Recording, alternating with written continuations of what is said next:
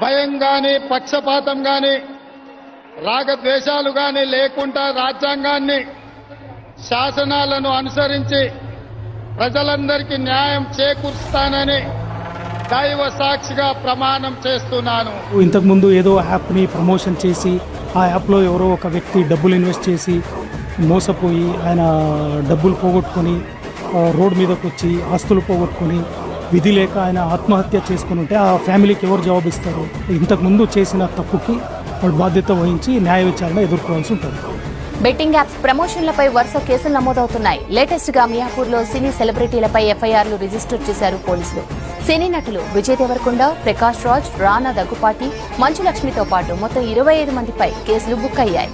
ఇక అంతకుముందే బెట్టింగ్ ప్రమోషన్ల కేసులో పంజాగుట్ట పిఎస్లో యూట్యూబర్లు, సోషల్ మీడియా ఇన్ఫ్లుయెన్సర్లపై విచారణ కొనసాగుతోంది. ఈ కేసులో ఇప్పటికే కానిస్టేబుల్ కిరణ్ గౌడ్ ఎంక్వైరీకి అటెండ్